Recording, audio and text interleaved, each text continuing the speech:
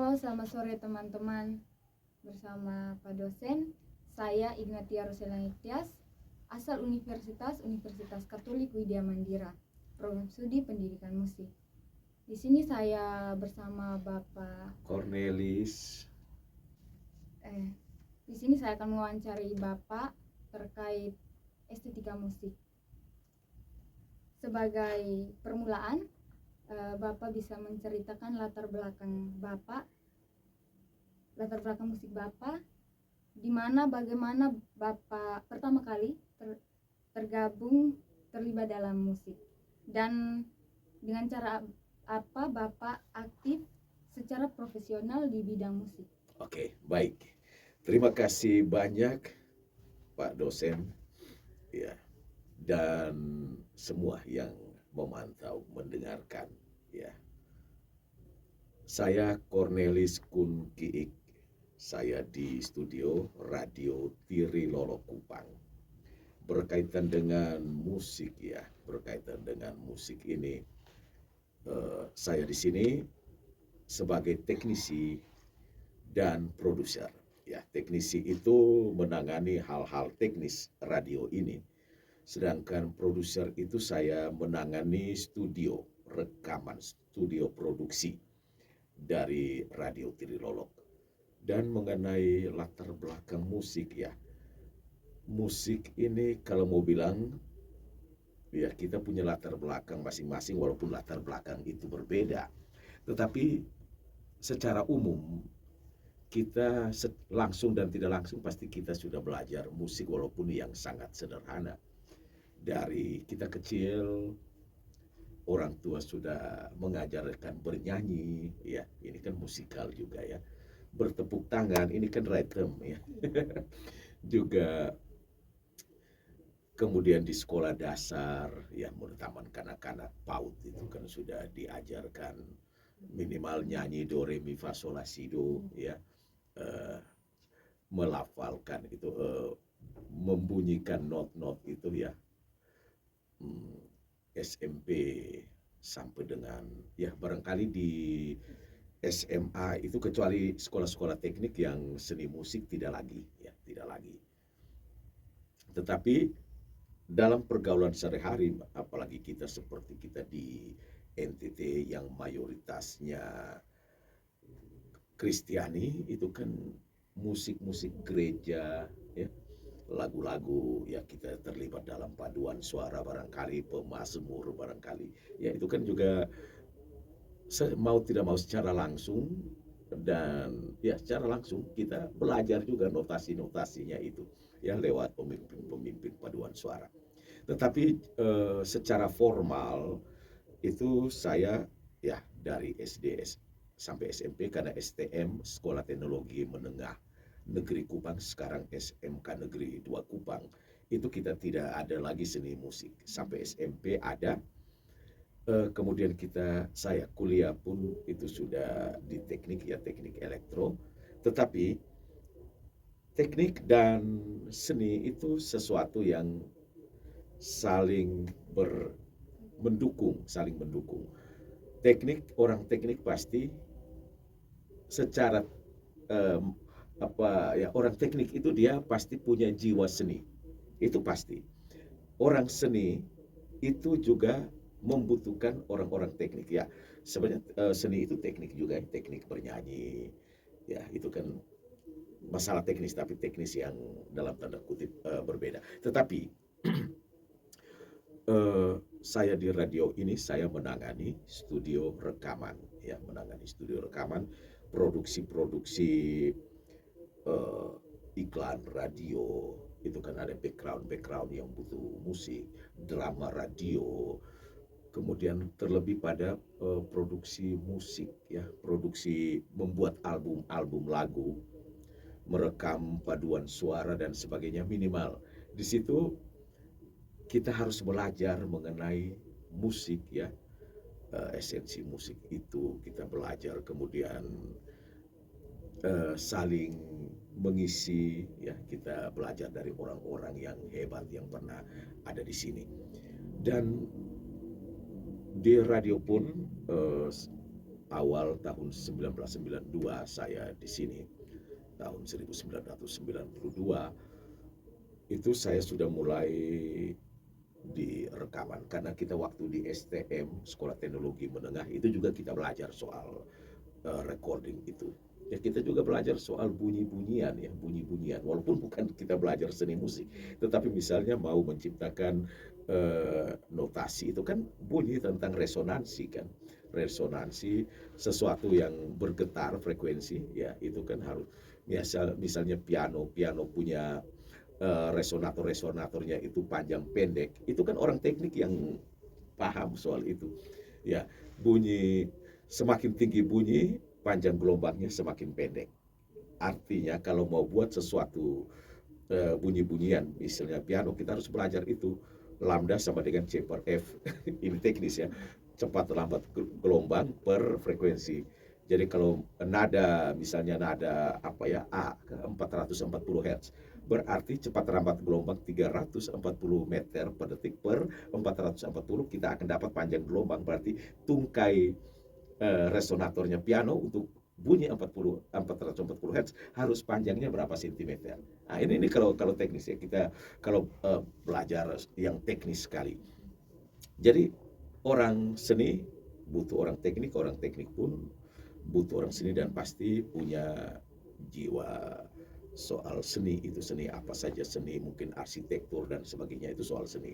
Dan lebih khusus pada kesenian, ini tadi sudah bicara cukup jauh. Kita kembali lagi, Radio Tirilolok, awal kepemimpinan Pater Pit Manehat, pendiri radio ini, mengharapkan semua kru radio itu harus multi talent, bisa apa saja, termasuk saya bisa dalam penyiaran ya. Kita belajar tingkat lokal, nasional, regional, nasional, internasional ya.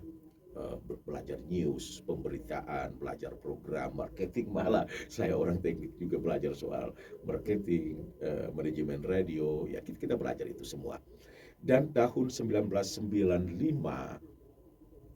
itu ada Bapak Sabto Raharjo, almarhum, ya sudah almarhum, itu orang seniman Indonesia, Yogyakarta, pemain gamelan ya, konsen pada gamelan musik tradisi, itu datang ke Kupang ketemu Pater Pit dan mengajak Radio Tirilolok terlibat dalam pengembangan musik tradisional. Disitulah karena ini berkaitan juga dengan pendokumentasian musik-musik tradisi, artinya dengan recording, maka saya diminta Pater Pit untuk mengikuti pelatihan itu. Dan pelatihan berlangsung ya akhir 95, 96 sampai dengan tahun 99. Itu kadang-kadang satu tahun bisa 2 kali ya kita mengikuti pelatihan-pelatihan itu. Dan disitulah kita saya ketemu banyak sekali orang-orang hebat yang khususnya mereka etnomusikolog, termasuk etnomusikolog NTT. Saya ketemu Pater Pitwani ya, Pater Pitwani almarhum, Pater Dan Kiti ya, Pater Dan Kiti, tapi itu sebagai saya juga mencari sebagai narasumber waktu itu untuk suatu penelitian musik tradisional. Ada juga Pak Melki, dosen Unika, itu konsennya pada Sasando ya, saya tahu baik ya, pada Sasando. Ada lagi misalnya kita belajar dari orang-orang yang bergerak dalam musik dua warna, musik inkulturatif ya. Ada Jadu Ferianto, Amenuto Kosin, kemudian sempat ketemu dengan Sujiwo Tejo, ini ya tahu ya Sujiwo Tejo, sempat nonton Salam ya. Itu kan kita ketemu dengan mereka itu yang luar biasa. Kemudian etnomusikolog orang New York, Philip Yampolsky ya. Pak Philip, selamat, dia fasih bahasa Indonesia ya, sudah meneliti tentang musik-musik tradisi di seluruh dunia termasuk Indonesia, dan sudah sampai ke timur ini, ke pelosok-pelosok NTT sudah sampai. Dan kita banyak belajar soal itu, ketemu dengan orang-orang hebat, kita belajar. Jadi bukan saja tentang musik itu ya kita belajar dari repertoire, dari sejarah musik ya, sejarah dia berkembang dari mana ke mana, kemudian instrumen ini, jenis-jenis instrumen musik tradisi ini dimainkan cara bagaimana, nada-nada apa saja yang ada di situ, musik ini digunakan untuk apa, fungsi ya, fungsi dari nyanyian-nyanyian tradisional itu seperti apa.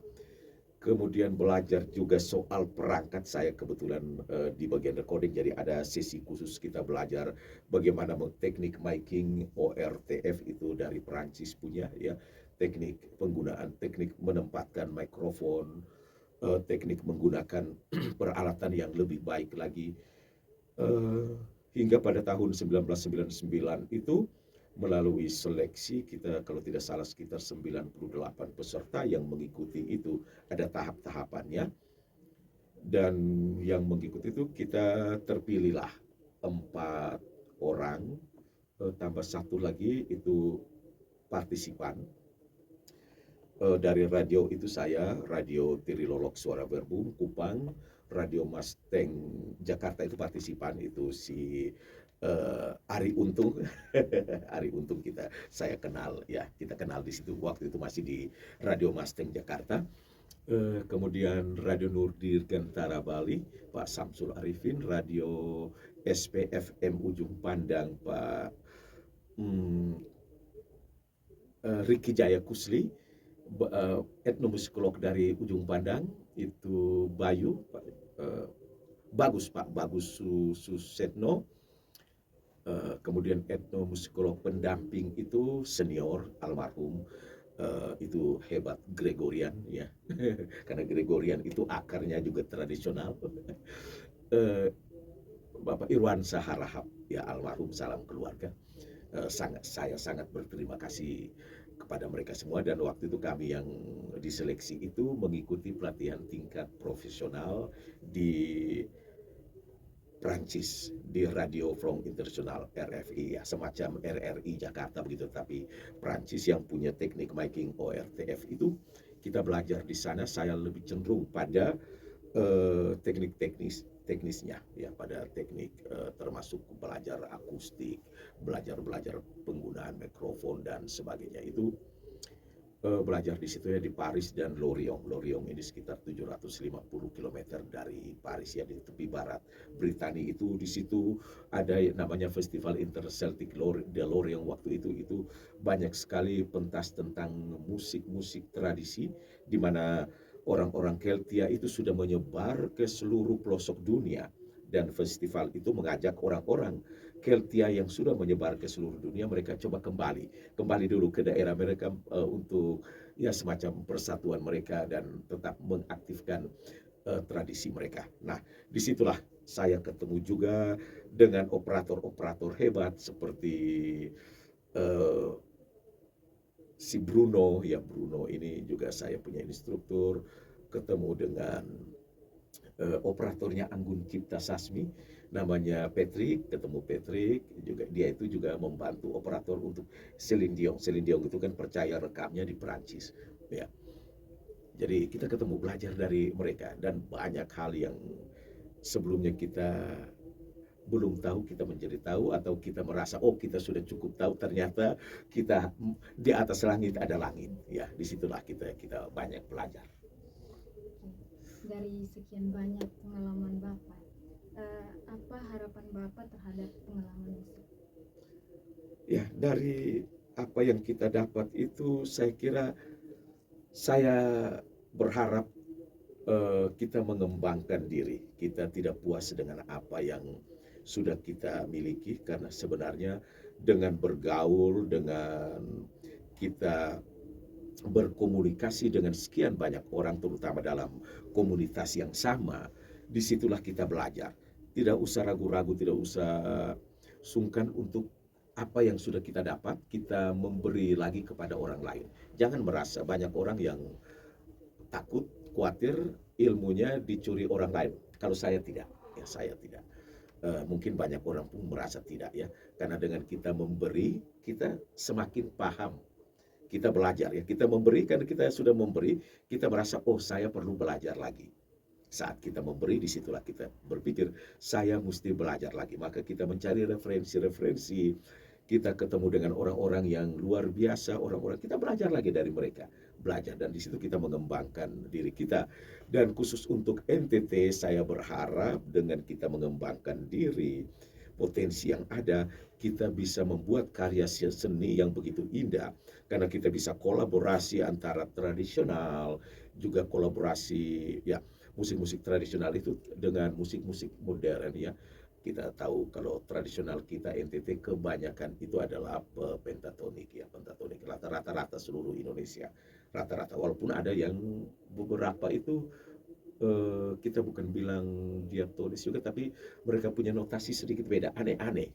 Karena tetapi ini kan tidak tercatat sebelumnya. Terakhir baru pendokumentasian yang dilakukan itu, termasuk kami masuk dalam tim fasilitasi musik tradisional Nusantara, itu baru memahami ternyata kita kaya luar biasa. Selama ini kita belajar dari daerah luar, kita belajar yang selama adik-adik belajar itu kan dari musik baku Eropa. Ya, kalau mau jujur ya, lagu-lagu itu kan musik baku, nada-nadanya nada-nada Eropa.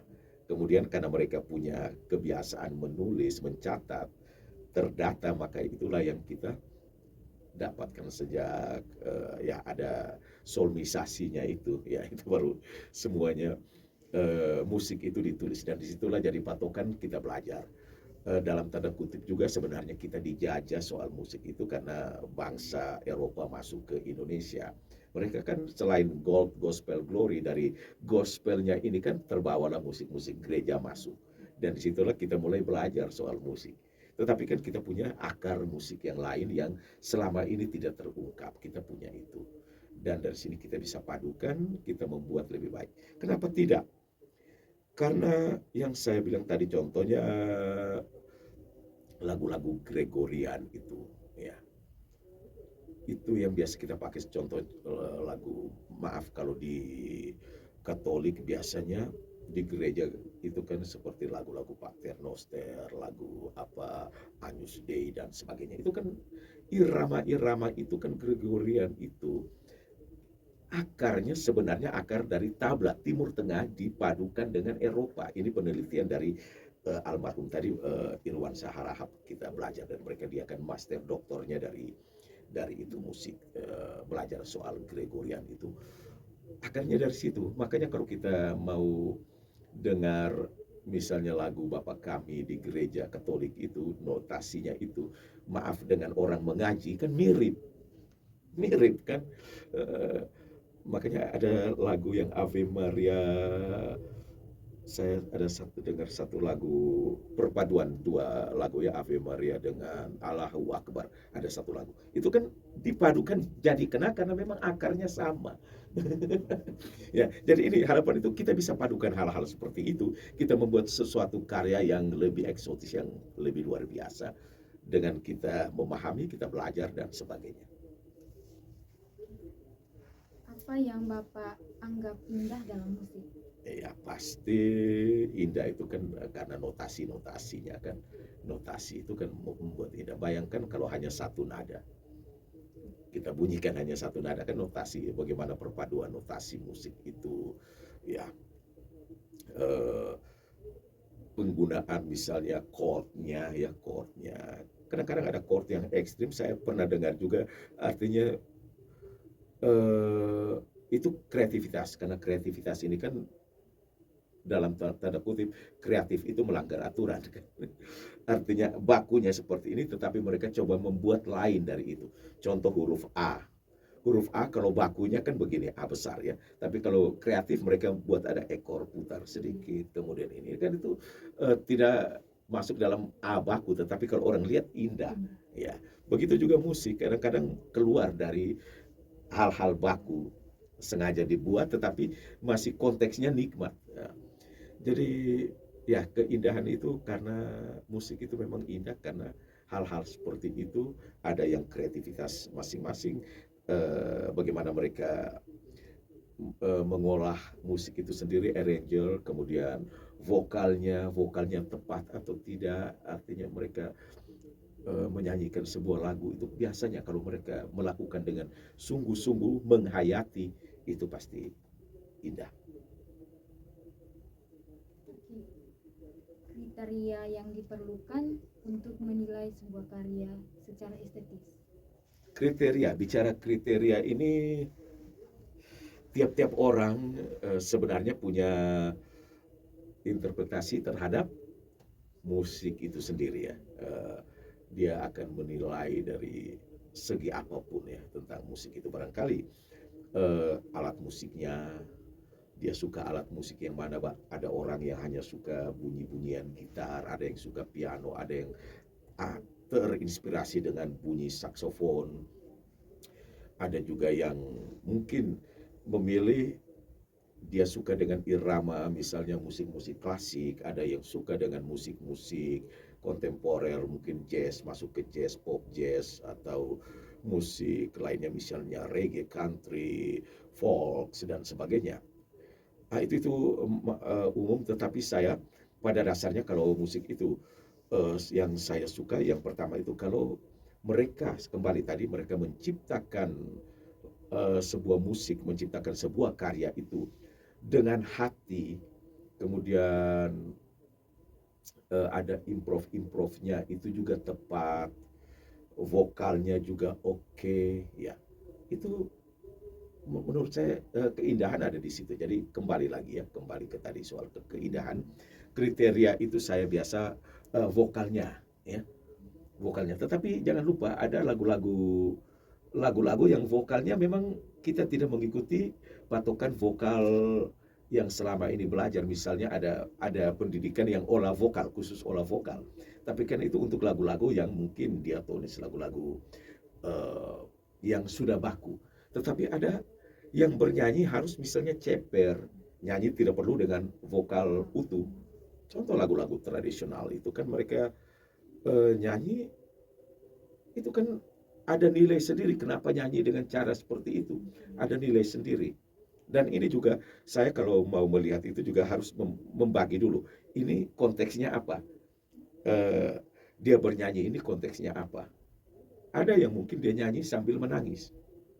Ya, kalau untuk umum barangkali itu baku, tidak ada nyanyi sambil menangis. Tetapi kalau lagu-lagu tertentu ada yang mereka ekspresinya begitu keluar sehingga bisa dia sambil nyanyi, atau misalnya lagu-lagu tradisional Lakumerin, misalnya Lakumerin itu Timor ya, Timor itu nyanyi ratapan ya, lamentasi, ratapan terhadap orang yang meninggal ya. Di situ ada jasadnya, kemudian mereka bernyanyi sambil bercerita tentang riwayat orang ini. Itu kan mereka nyanyi dengan satu, ada soloisnya, kemudian dijawab dengan polifoni. Wow, itu luar biasa. Nah, ini jadi kalau kriteria saya batasi. Ini konteksnya apa? Tradisional, ini konteksnya modern, atau masuk lagi ke konteks lagunya. Apakah ini country, apakah ini jazz? Contohnya misalnya jazz kalau dalam musikal itu jazz kalau tanpa saksofon rasanya hampa ya, atau misalnya lagu eh, country bluegrass tanpa banjo sepertinya bukan country, atau eh, apa ketukan dia punya ritmenya. Begitupun nanti konteks misalnya ke tradisional, misalnya dolo-dolo, ketukannya benar tidak, ketukan dolo-dolo atau TB-TB, ketukan TB-TB-nya benar atau tidak, kan kita punya itu.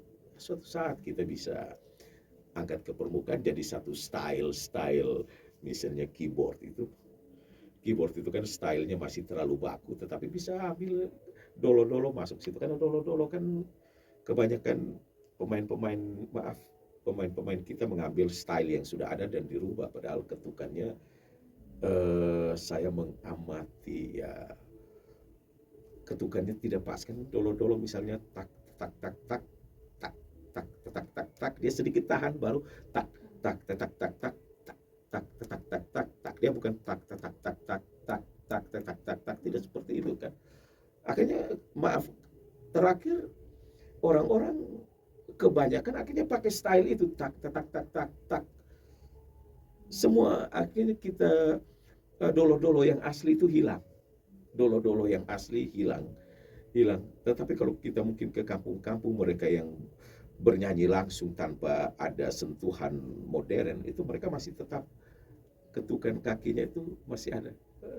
Kan itu dengan mereka menari kan, menari dolo-dolo dengan sendirinya, eh, sentakan-sentakan kaki itu membentuk ritme itu yang kemudian beberapa musisi karena tidak mau memprogram musiknya itu sendiri di era modern, tidak mau memprogram musik itu sendiri, akhirnya mereka mengambil style yang mirip. Nah, ini juga artinya yang saya bilang tadi, kita perlu belajar sharing, kita perlu berkomunikasi lebih banyak dengan teman-teman. Barangkali dibutuhkan etnomusikolog seperti itu, tidak saja para pemusik musik tidak saja pada musikolog, tetapi lebih lebih detail juga, lebih fokus juga etnomusikolog untuk hal-hal yang seperti ini. Pertanyaan selanjutnya, apakah ada sesuatu yang Bapak sukai dan tidak sukai terhadap musik?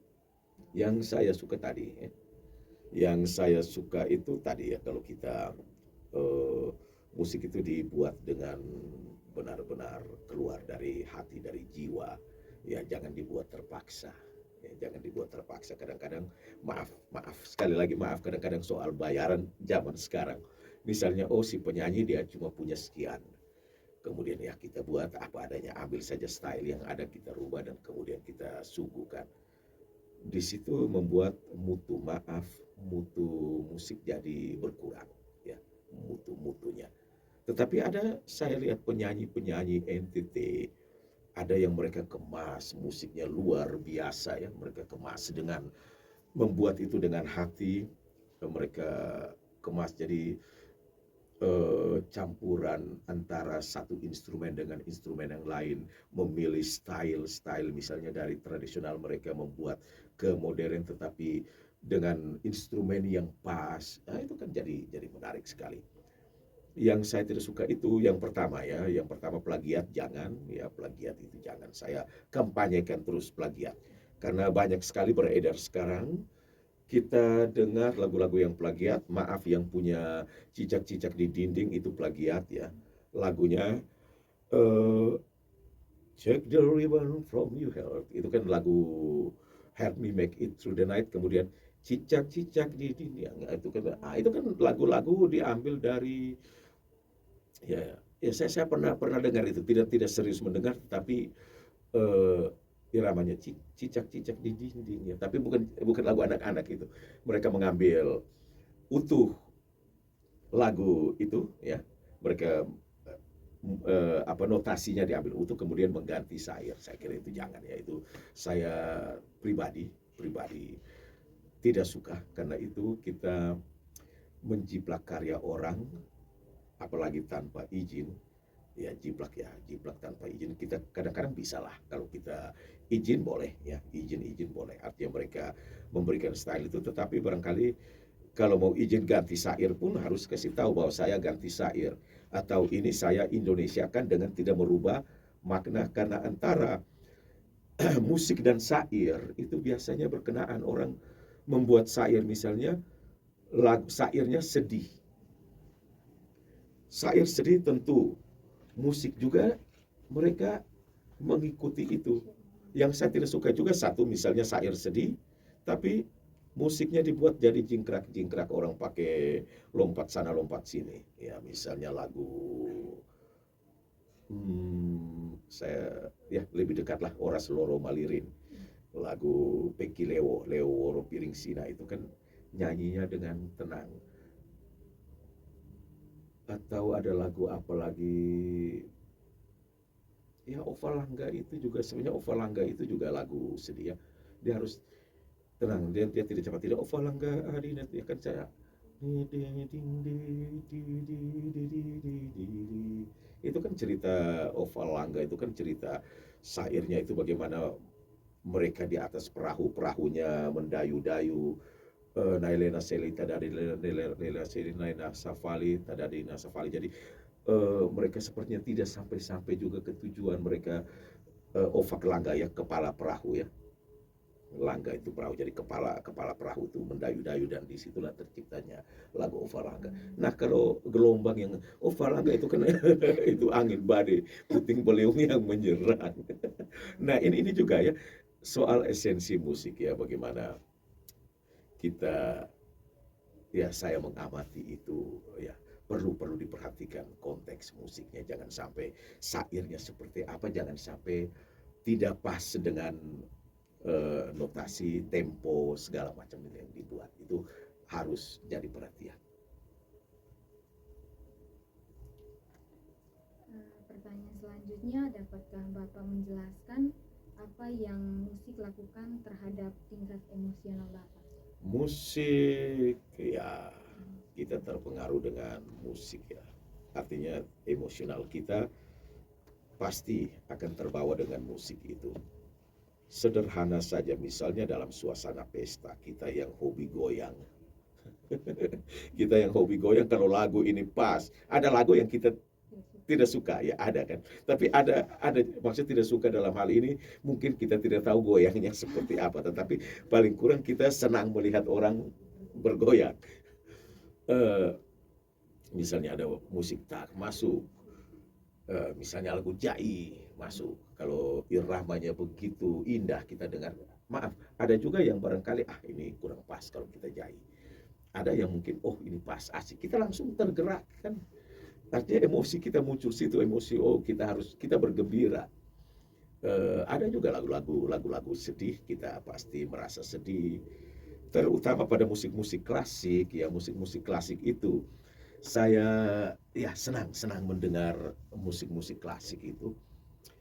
Kita sangat terbawa dalam alunan musik ya, musik klasik itu. Ada yang melodinya begitu tenang, membuat hati kita begitu terhanyut. Perasaan kita terhanyut sekali dengan mungkin melodi-melodi solo, viol, atau ada flute yang ditiup begitu halus, kan kita terbawa sekali. Kemudian masuk lagi dengan komposisi yang lebih padat lagi, komposisi yang itu biasa terjadi di zaman barok itu, musik-musik klasik zaman barok itu dengan komposisi padat, komposisi dengan polifoni melodinya itu kan kita wah begitu. Kemudian setelah kita dengar itu, mereka bawa lagi ke suasana lain, itu kan batin kita terbawa sekali ya. Ini mungkin bisa dilihat musik itu mempengaruhi jiwa kita itu lebih cenderung, saya ambil contoh di perfilman ya. Saya juga kebetulan itu belajar juga soal perfilman ya, kita belajar perfilman. Di perfilman ada musik-musik latar ya, track, ada soundtrack. Soundtrack itu biasa lagu untuk yang tema umum sebuah film, tetapi ada lagi yang sound effect ini bisa bunyi-bunyian, kemudian bunyi-bunyian biasa, tapi ada juga yang efek musik ya, musik. Jadi musik itu misalnya musik horor ya, dia suasana gembira mungkin dengan piano yang mereka bermain nada-nadanya, nada-nadanya dia menengah ya, nada-nadanya menengah, dia tidak terlalu tinggi, tidak bermain di rendah, tapi mereka nada-nada yang begitu girang ya, nada-nada yang girang. Atau pada horor itu mereka membuat suara biasa selo ya, menggunakan selo, membuat suasananya semakin mencekam. Itu kan kita rasa sekali bagaimana musik itu mempengaruhi kejiwaan kita. Di situ juga mempengaruhi fisik ya, secara fisik kan kita mungkin jadi teriak atau apa, ketakutan mungkin yang punya jiwa jiwa merasa takut dengan ada suatu adegan yang ditambah lagi dengan bunyi musik yang membuat tambah ngeri begitu. Ya itu bisa saja ya. Dan ini berlaku umum ya, berlaku umum. Sekira bukan saya sendiri, semua orang merasakan itu. Oke, dari yang sempat Bapak singgung bahwa jenis musik yang Bapak sukai adalah musik klasik. Ya, saya suka klasik. Sebenarnya semua musik. Semua musik itu saya suka, yang penting mereka kemas dan ada porsi saya mendengar. Contohnya klasik itu saya suka malam-malam atau dalam kesendirian. sendiri, tidak ada siapa-siapa atau yang lain, tenang. Saya kalau mau dengar klasik yang di rumah itu tolong tenang dulu, atau tengah malam baru saya dengar, ya itu klasik. Ada lagu-lagu lain misalnya kalau mau pagi-pagi barangkali suasananya biar lebih semangat, barangkali lagu reggae atau lagu-lagu rock ya. Sore-sore itu biasa, kalau pagi biasa reggae atau disco, tapi kalau sore-sore barangkali bisa dengan rock ya. Buat ini sebenarnya juga karena kita bekerja seharian itu rasanya sudah penuh di kepala, kadang-kadang dengan musik rock kita bisa melepas semua itu ya. Kalau malam kecapean, kita bisa dengar musik yang tenang, kita merasa lebih rileks. Oke. Bapak bisa menggambarkan apa yang Bapak alami secara fisik saat mendengarkan musik-musik? Ya, tadi itu ya. Secara fisik tadi ya, seperti pagi-pagi ya. Pagi-pagi itu kan kadang-kadang terasa ya, mungkin suhu udara kita baru bangun, barangkali masih mengantuk karena istirahat belum cukup.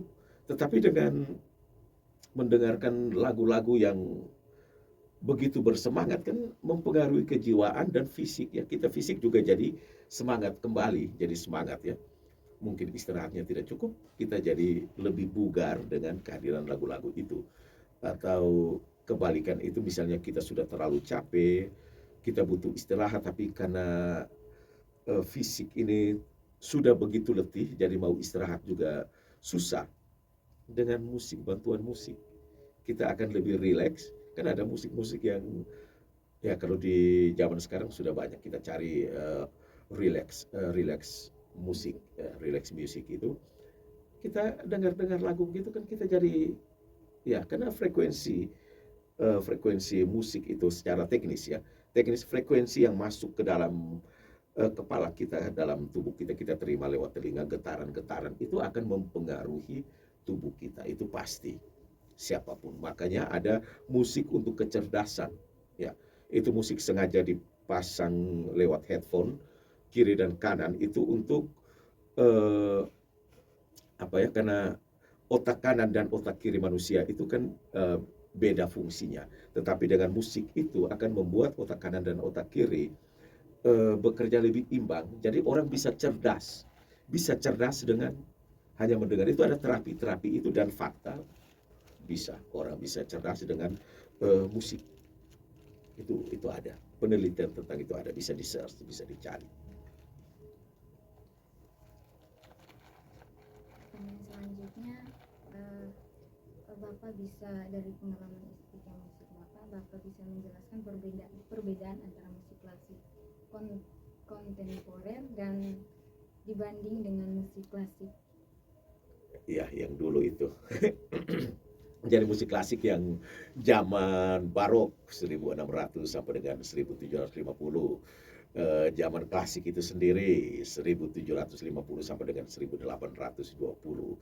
Zaman romantik 1820 sampai dengan 1900 ya. Kita belum ada semua. Tapi kita dengar dari sejarah ceritanya, dan karya-karya itu tercatat dengan baik hingga kita bisa dimainkan ulang lagi musik-musik itu pada zaman sekarang dengan tidak merubah konteks aslinya. Ya, dari situ kita lihat misalnya zaman barok itu kan lebih banyak mereka membuat musik itu musik yang sangat-sangat bercerita, memainkan perasaan kita.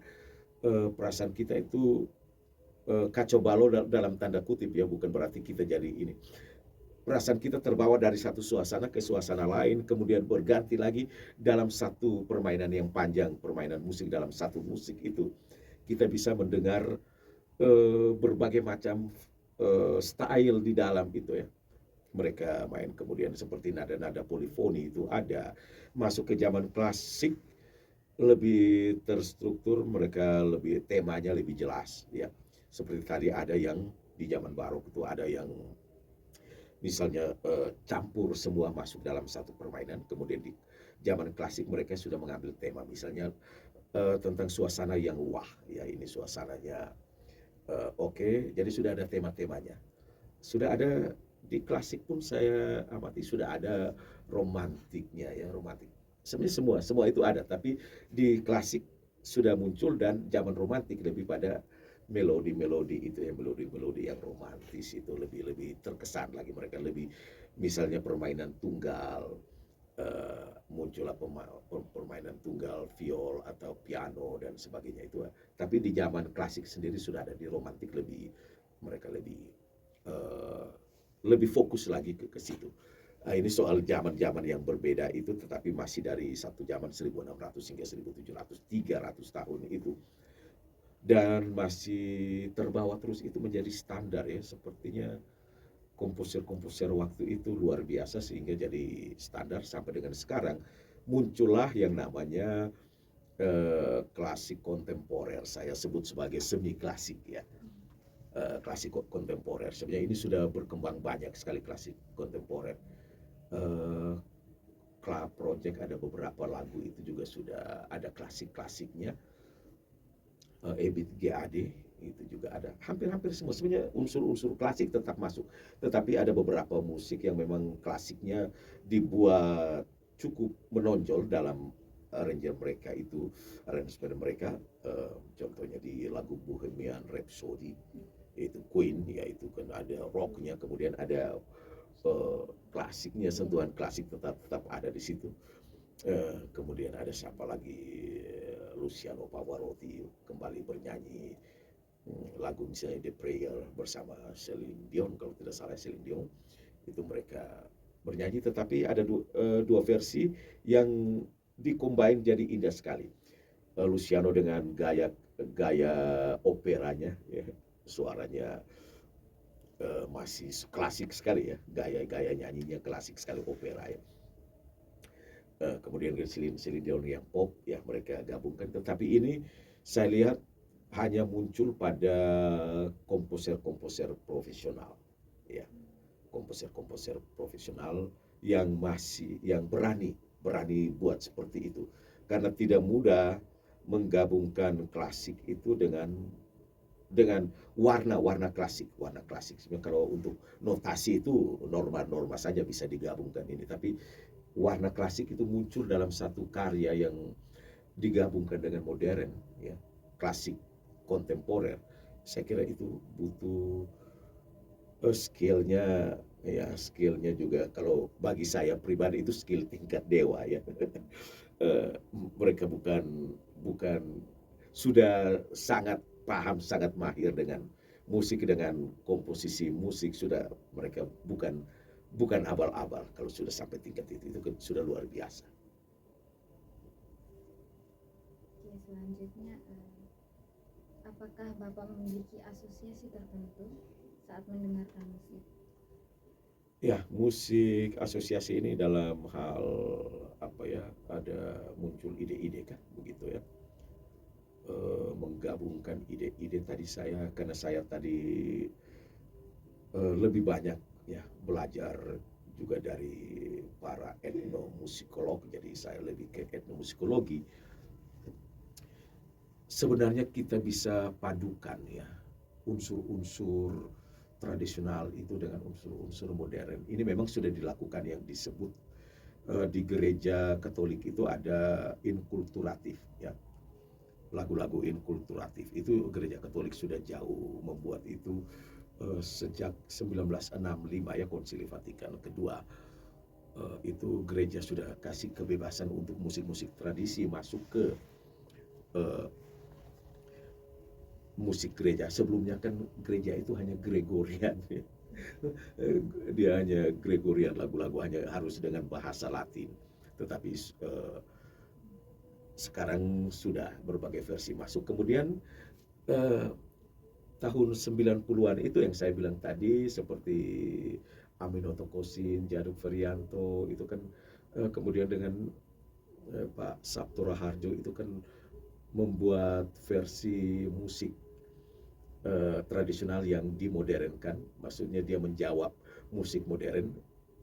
Kita sebut sebagai etno dan techno, ya, etno dan techno itu contoh gamelan.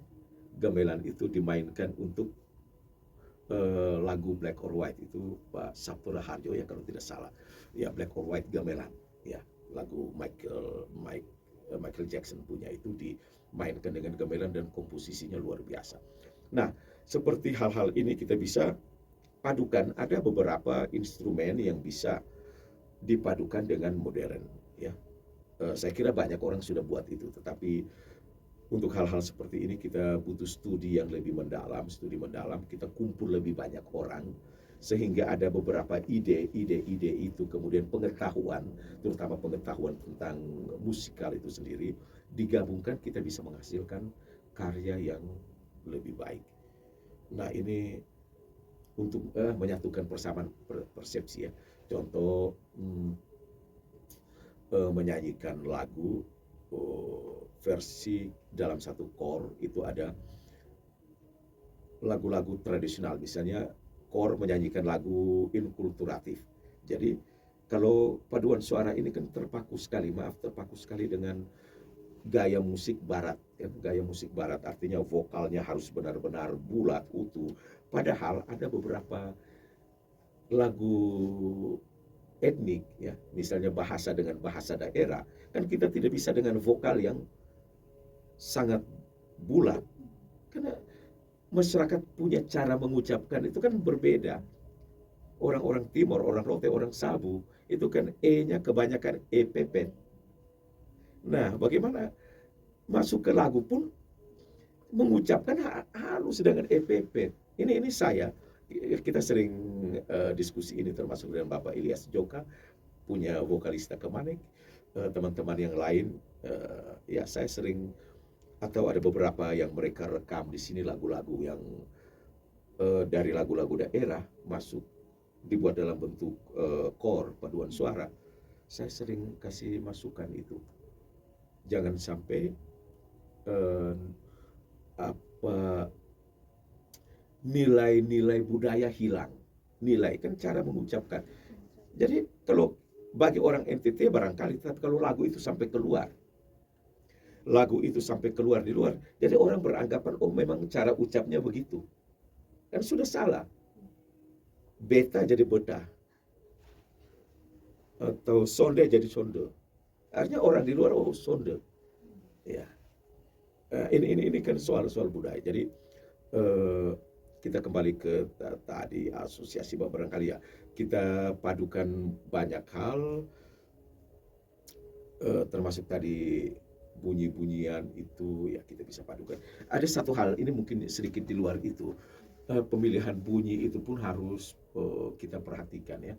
Pemilihan bunyi misalnya bunyi-bunyi sesando, bunyi-bunyian mungkin ada veku, bunyi apa dia padukan dengan misalnya veku timor, kita dengan veku timor terus kita padukan dengan flute yang umum di, misalnya ada bunyi elektron keyboardnya, flute-nya itu bunyi flute atau ya flute langsung, ini flute dengan veku itu kan ada kemiripan dan ini harus dipisah dalam satu komposisi, itu dipisah. Kalau dimainkan bersama-sama orang akan sulit membedakan mana veku mana flute. Ya, ini ada hal-hal yang perlu untuk itu. Pertanyaan berikut, apakah musik menginspirasi Bapak? Sangat ya, sangat. Jadi musik tadi itu misalnya dalam bekerja blank, saat kita rasa blank, kosong ya, kita mau bikin sesuatu kurang, saya biasa dengan musik. Saya coba dengar musik hiburan ya, itu akan muncul kembali. Apalagi lagu-lagu yang punya syair ya. Ya syairnya barangkali kita terinspirasi dengan syairnya. Tetapi umumnya saya merasa itu misalnya musik itu dengan sendirinya akan membawa kita bekerja rasa blank karena mungkin terlalu banyak yang masuk di kepala, pekerjaan-pekerjaan, program-program kita ke depan dan sebagainya. Tapi itu musik dia akan membuat rileks ya, jadi mungkin ya otak kita akan merasa kita akan bekerja lebih baik karena otak kita sudah lebih rileks ya. Jadi otak sudah normal kembali itu ya. Kalau tidak kita rasa blank, kita rasa beban sekali, kita tidak bisa berbuat apa-apa. Dengan musik bisa seperti itu. Jadi kemudian juga mendengar, selain untuk fisik tadi seperti itu, mendengar musik-musik, dari situ kan kita bisa, tadi yang saya sudah bilang, mendengarkan seperti polifoninya Timor ya, seperti Bonet. Bonet itu bukan yang rekaman-rekaman yang sudah ada ini, maksudnya yang tradisional. Yang tradisional itu kalau kita dengarkan ada nuansa-nuansa yang eh, apa ya, saya bilang itu mistis, magic. Magic karena mereka bernyanyi dengan sepenuh hati. Bernyanyi dengan sepenuh hati akan menimbulkan apa ya, dia akan menginspirasi banyak orang. Jadi orang yang mendengar itu merasa terinspirasi dengan musik itu. Jadi contohnya lagu-lagu tradisional itu kan mereka lebih banyak pada kebudayaan mereka dalam upacara-upacara tertentu. Jadi mereka bernyanyi memang sungguh-sungguh seperti ya lagu-lagu dalam ya di gereja-gereja mereka menyanyi sungguh-sungguh mungkin karena saat itu batin sementara kacau lah, kemudian mereka bernyanyi dengan sungguh-sungguh pada Tuhan, ya itu kan mereka setelah bernyanyi rasa lega, puas. Ya, itu begitu juga ya, musik-musik semua jenis musik. Dan saya kira semua manusia merasakan seperti itu. Pertanyaan terakhir dan juga sebagai akhiran, apakah ada yang belum Bapak sampaikan? Ya, saya tadi bicara-bicara itu saya ada teringat soal ya komposisi musik. Tadi juga teman yang satu kan sempat singgung gitu ya. Bagaimana komposisi musik dalam suatu ensemble atau dalam suatu paduan lengkap ya, paduan lengkap ada orkestranya, ada paduan suaranya. Ini maaf teman-teman perlu melihat keseimbangan ya komposisinya. Biasanya saya kira sudah belajar komposisi SATB misalnya ya. Berapa bagian SATB, oh misalnya kalau nyanyi-nyanyi terasa oh bassnya kurang, bass mesti tambah orang misalnya begitu, atau bass powernya mesti lebih besar, atau oh sopran sopran suaranya terlalu banyak, mungkin sopran nyanyinya powernya dikurangi ya. Nah ini kan dalam komposisi termasuk musik, terkadang misalnya penggunaan alat musik yang mengiringi pakai menggunakan biola ada berapa orang. Kalau kelebihan, barangkali kita hanya mendengar bunyi biola yang dominan. Nah, ini beda dengan musik klasik dulu. Itu komposisi itu saya akui karena komposisi pemain biolanya berapa orang. Ukuran biolanya akan mempengaruhi timbre, juga akan mempengaruhi intensitas bunyi ya, intensitas. Selonya berapa selo, cukup satu saja atau selo harus dua atau tiga. Ya. Kemudian mungkin ada tambah dengan pemain ya mungkin gabung lagi trompet. Trompetnya harus berapa? Jangan-jangan kelebihan trompet akhirnya melodi trompetnya jadi terlalu dominan. Tapi itu dulu mereka bisa mengatur dengan sangat pas. Jadi kita dengar detailnya piano keluar, detailnya apa melodi, mungkin ada yang mainnya di apa akordnya tetapi ada yang bermain di melodinya. Itu semua detail-detail itu keluar. Nah, ini juga harus untuk sekarang juga para komposer kita, pencipta lagu ini juga harus diperhatikan ya. Mungkin komposisi-komposisi ini pas atau tidak kita dengar dari jauh semuanya. Misalnya kita satu mereka bernyanyi, bermain musik di sana, kemudian kita coba amati, kita dengar. Faktor ruang juga, ya ingat. Makanya di sana, maaf waktu di Prancis itu pun saya belajar soal akustik ya, akustik ruang. Karena ruang itu akan bisa saja dia beresonansi terhadap bunyi tertentu. Contohnya begini, mau konser paduan suara, kita berlatih di ruang aulanya Unika Widya Mandira. Berlatih di situ kita merasa pas karena mungkin ruang di situ dia suara tenor, suara alto, sopran, bass kita merasa sudah pas. Tetapi saat kita nyanyi di lapangan yang luas dengan akustik yang alamiah, Kok tadi tenor suara atau bass tadi suara keluarnya bagus, kok sekarang tidak ada. Disitulah padahal ruang tadi yang menguatkan suara bass. 2-3 orang bernyanyi terdengar sudah bagus. Tapi saat kita pindah tempat, akustik ruang berbeda, suaranya tidak muncul lagi di situ. Ini ada banyak hal. Jadi saya cenderung banyak hal yang perlu kita sampaikan. Jadi ini kita harus kumpul orang-orang dari segala latar untuk hal-hal seperti ini. Mau recording tentu ada orang yang paham di bidang recording, paham akustik, komposisi. Karena kalau zaman sekarang komposisinya lebih pada si operator ya, operator yang mengkomposisi pas tidak bunyi-bunyian ini, misalnya rekam drum, rekam bass, rekam melodi, gitar, akustik, arpeggio dan sebagainya, piano, kemudian operator yang mulai komposisikan ini pas tidak. Tapi sebaiknya yang menciptakan, yang si arrangernya itu sudah membuat sampai dengan komposisi. Saya akui Bapak Fitrik itu kan kita pernah merekam 1 kali di sini. Itu sudah ada komposisinya lengkap. Jadi sudah ada. Jadi violnya ini dia harus bermain di mana semua itu komposisi lengkap, bukan saja SATB pemain eh, yang untuk vokalisnya, tetapi sampai alat musik semua sudah dibuat, sudah jadi arrangementnya itu sudah sampai ke situ. Wah ini luar biasa. Dan kemudian waktu recording ya juga beliau sudah bilang, oh ini cukup bunyinya sebesar ini cukup sebesar ini, cukup ini. Jadi kita yang operator tidak begitu repot lagi untuk mengkomposisikan dalam peralatan itu, karena memang sudah dibuat, komposernya sudah membuat itu. Saya kira seperti itu kita perlu kumpul-kumpul ya, ada kesempatan sharing, kita sharing pengalaman, sharing ilmu, sharing pengalaman. Oke, mungkin sekian pertanyaannya. Terima kasih Bapak telah bersedia untuk diwawancarai. Terima kasih teman-teman untuk waktunya menonton video saya.